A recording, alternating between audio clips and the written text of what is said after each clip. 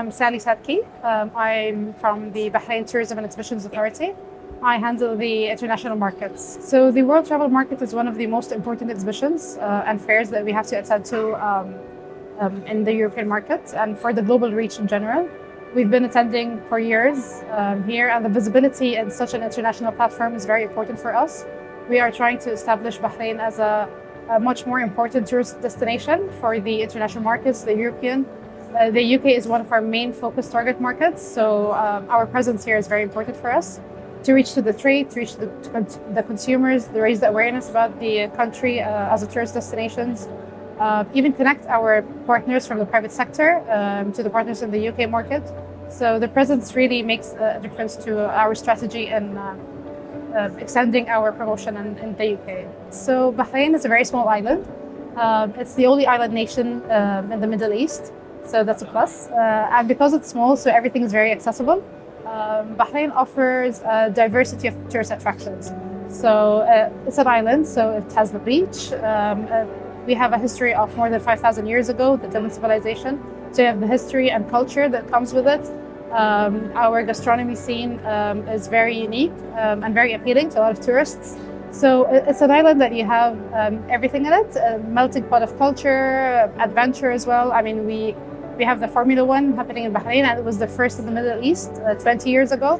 So, and we're also hosting a lot of international events. So we have the DP Tour, which is the International Golf Tournament happening in Bahrain next year as well. Air show. So I mean, we're a mix of international events, regional events, and a lot of diversity of tourist attraction. Our main markets would be the UK, Germany, India, the GCC, the Gulf countries. And we are starting to focus a lot on China. So Gulf Air, our national carrier, just announced opening routes to China starting mid-January 2024.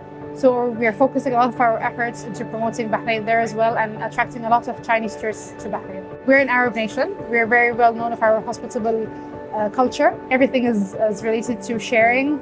I mean, here in our stand, so we're trying to emphasize a little bit of that culture, our food, our hospitality we serve to the people.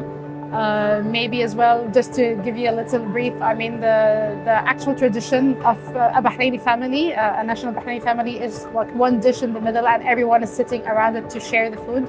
Everyone is welcome. I mean, we have a project in Bahrain. It's a UNESCO World Heritage Site. It's called the Pearling Trail.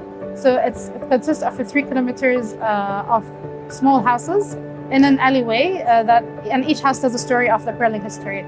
However, because it's in a very traditional area, Muharraq, and it's the alleyway, so you get a lot of tourists that gets invited to the local houses when there's lunchtime and they see tourists, they invite them to their houses. It's a very hospitable country. It's a multicultural itself, very cosmopolitan. So we're very used to different nationalities. A big asset of the country of Bahrain is its people, and I'm not saying this, I'm not being biased, but I mean this is what we hear as well from many tourists and many visitors. It's won a lot of awards for being the favorite expat destination to live. I really like Bahrain Fort, especially during sunset. Maybe a horse ride there at sunset time. There's a small cafe there, so it's really nice with a nice breeze.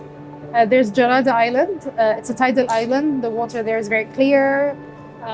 It's a very nice place to spend the day, barbecue, and have a good time with the family. There is the Pearling Route, which is a UNESCO site. Bahrain Fort is also a UNESCO site as well. We have 3 UNESCO sites in Bahrain. And the story actually that comes with each of these attractions makes it even more appealing. I mean, the 3rd UNESCO site we have is the Dilmun Burial Mounds. And it's just the story behind it that makes it very unique. So people long ago in the legends used to believe that Bahrain is the land of eternity because of the pearl, because Bahrain is very well known for its pearls. People used to come to Bahrain, they believe that pearl is the flower of eternity. So they used to come to Bahrain to get buried in Bahrain because they believe of the afterlife. So you have those vast lands of more than 11,000 burial mounds. So that's a UNESCO site. But going back to the pearling, we do have an activity of pearl diving or pearl snorkeling. So once I'm a diver myself, so I went and I get some oysters, and every single time, I'm being very honest here, I do find pearls. I mean, it could be in different sizes, could be small. I have friends who found like a black pearl. So I mean, and whatever you find, you actually keep. I believe mixing with the culture in Bahrain, to have that feeling of the island vibe that Bahrain has to offer, They feel the hospitality that our people are, to enjoy everything and actually come back to it. To have a good memory is what you would want from any travel that you would, any country that you would go to. You would want to always have this nice memory and smile back when you remember it.